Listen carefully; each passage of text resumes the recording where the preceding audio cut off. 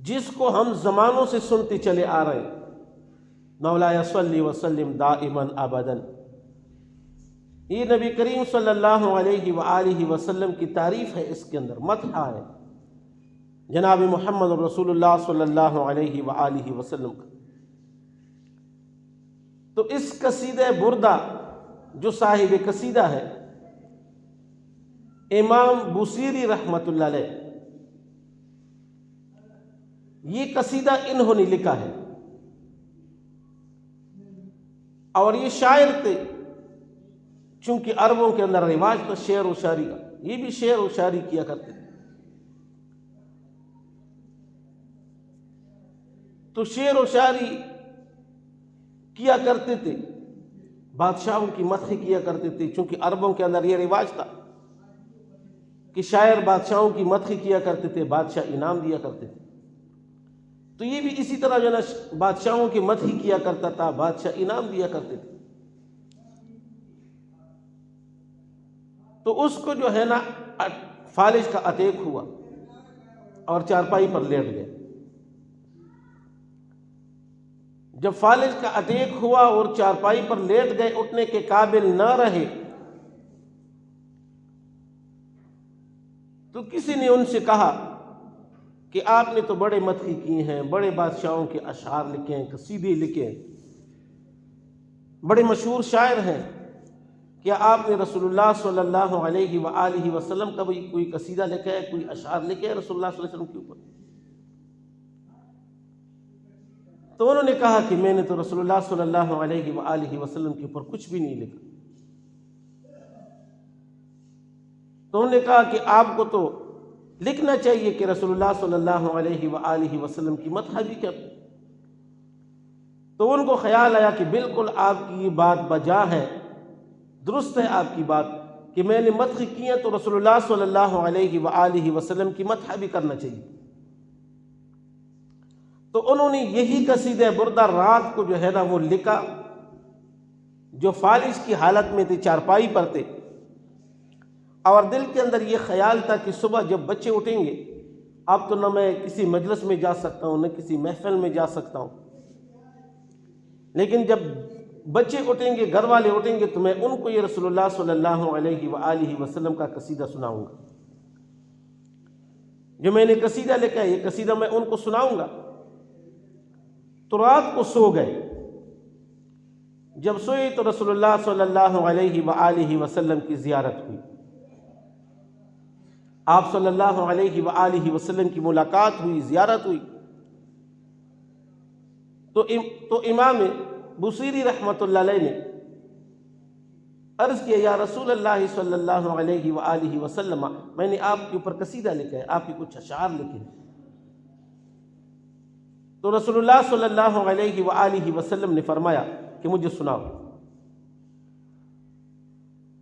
تو بوصیری رحمۃ اللہ علیہ نے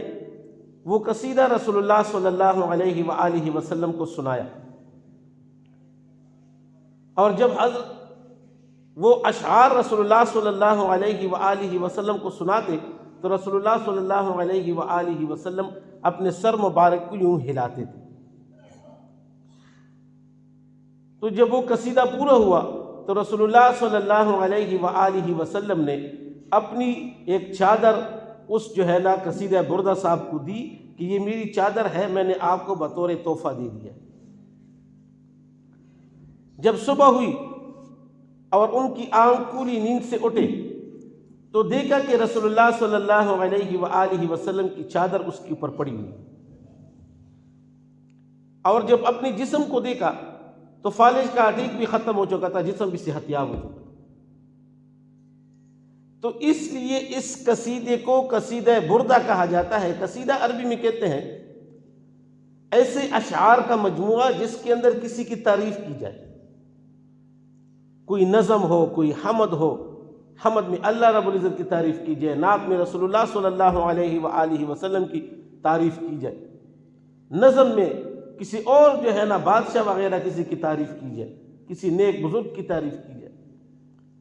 تو قصیدہ عربی میں جو ہے نا اس مجموعے کو کہا جاتا ہے، اشعار کا وہ مجموعہ کہ جس کے اندر کسی کی مدح اور تعریف کی جائے، اس کو قصیدہ کہتے ہیں۔ اور اس کو قصیدہ بردہ اسی لیے کہا گیا، بردہ کہتے ہیں وہ یمنی چادر کو، عربی زبان میں بردہ چادر کو کہتے ہیں، وہ چادر جو یمنی چادر ہوتی تھی، مشہور چادر تھی اس زمانے کے اندر، اس کو بردہ کہا جاتا تھا۔ تو اس لیے اس قصیدے کا نام رکھا قصیدہ بردہ، کہ اس قصیدے کی برکت کی وجہ سے صاحب قصیدہ کو رسول اللہ صلی اللہ علیہ وآلہ وسلم نے اپنی چادر برد عطا کی۔ اور جب صبح کو اٹھے، فجر کی نماز کے لیے مسجد جانے لگے، تو علاقے کے ایک مشہور عالم دین جو صاحب کشف بزرگ تھے، وہ راستے میں ملے اور رکا کہ بصیری رک جا، اور کہا کہ وہ قصیدہ مجھے سنا جو آپ نے آپ صلی اللہ علیہ وآلہ وسلم کے اوپر لکھا۔ اب یہ حیران ہو گئے کہ وہ تو میں نے قصیدہ لکھا ہے، میرے گھر میں میرے بچوں کو بھی پتہ نہیں، میری بیوی کو بھی ابھی تک پتہ نہیں ہے، کسی کو میں نے بتایا تک نہیں کہ میں نے قصیدہ لکھا ہے، اب اس کو کیسے پتہ لگا؟ تو صاحب قصیدہ نے عرض کیا کہ حضرت کون سا قصیدہ، کس قصیدے کی آپ بات کرتے ہیں؟ تو وہ بزرگ نے فرمایا کہ اس قصیدے کی بات کرتا ہوں جس قصیدے کو رات کو آپ نے رسول اللہ صلی اللہ علیہ وآلہ وسلم کو سنایا، تو میں بھی ادھر کھڑا تھا، میں نے بھی وہ قصیدہ سنا ہے۔ تو میں نے عرض کیا شروع میں